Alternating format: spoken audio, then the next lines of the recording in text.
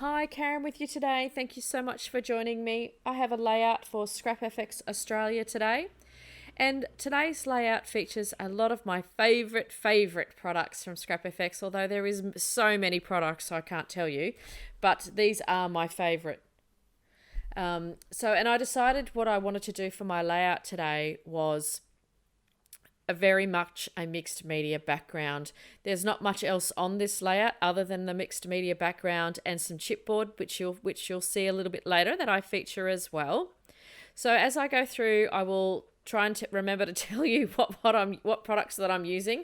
Although that first one there, that first stamp there, I didn't write it down, so I can't remember the name of it. So I will put that in the blog post, which is also going to be linked below. The first stencil I decided to pull out was the Leafy Seaweed stencil. I mean, look at that stencil. It is so pretty.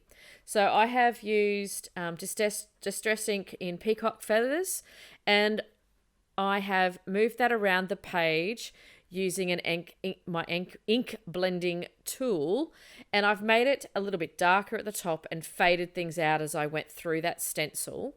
I've also not completely covered the entire stencil. I wanted to give it a little bit of distress, and I guess I didn't want a uniformity to form on the page because I wanted this page to be quite organic.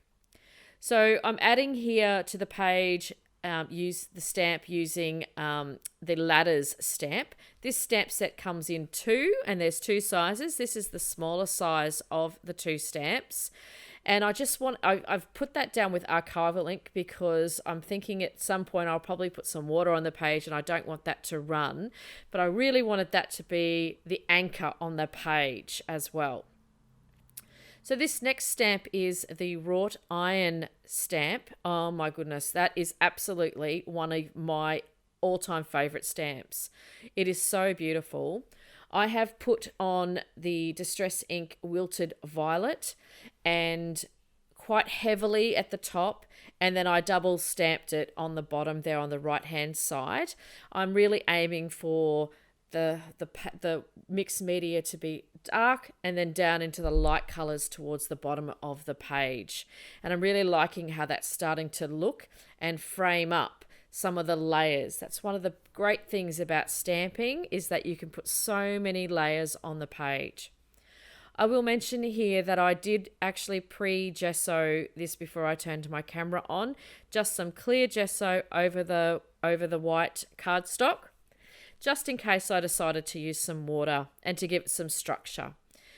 That stamp coming in there, I wanted to give a little bit more, I guess the word could be whimsy, I guess, but I'm trying to keep some of that circle to the page to break away from from the ladders. So I don't want it to be too structured. So I am using the Zinnia stamp there, and I'm pretty sure the Distress Oxide color is Candied Apple. So then I have grabbed out, I wanted to give the page a little bit of bling and a bit of more. I'm looking for the triangle, I guess, the visual triangle, which is why I've put three of those Zinnia stamps around the page. If you see, that forms a triangle from the left to the right. And so I've grabbed out this Rustic Cottage stencil, and this stencil is so cool. It has bricks and it has flowers and it has some sort of hash type shapes, but I just decided to use the brick component of this and grabbed some Color Blast color paste in Bling to give it that real shiny look. It gives a lovely blingy color. It's the perfect name for that color paste. So this is now really starting to form that visual triangle, and I'm aiming at this stage. I hadn't even picked a photo.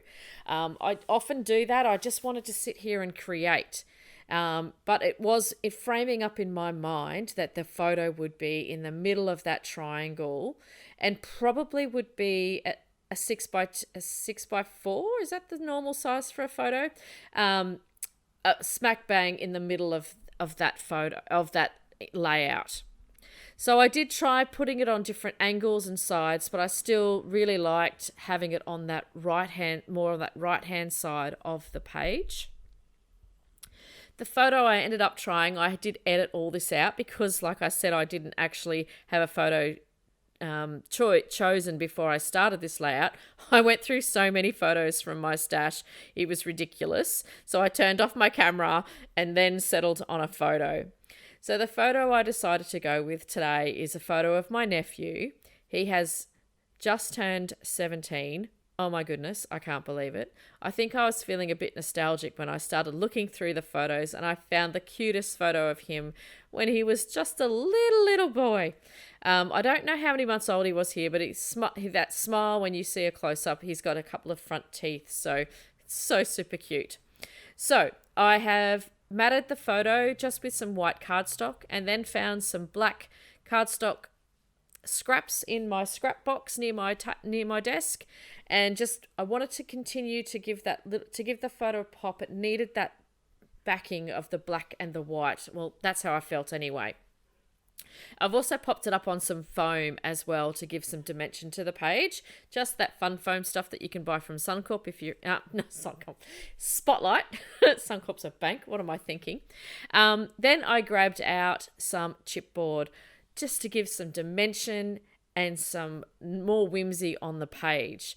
These chipboard pieces, I don't leave raw. You'll see in a moment that I do ink them up. The one on the top hand side is called Art Deco chipboard. It's such a pretty piece of chipboard. And the arrow is Arrow A boho chipboard. What else could you ask for?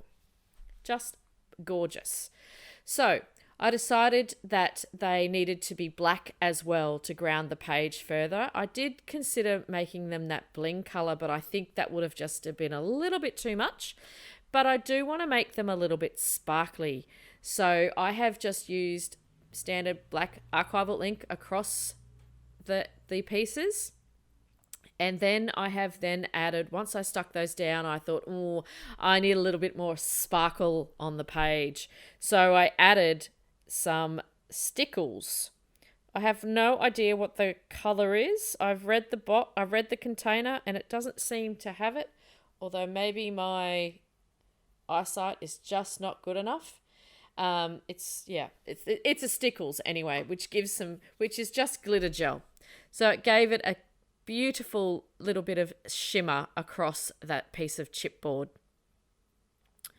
To finish off the page, I also ink around the edges of the page and ruffle it up a little bit as well. So some extra ink around the edges.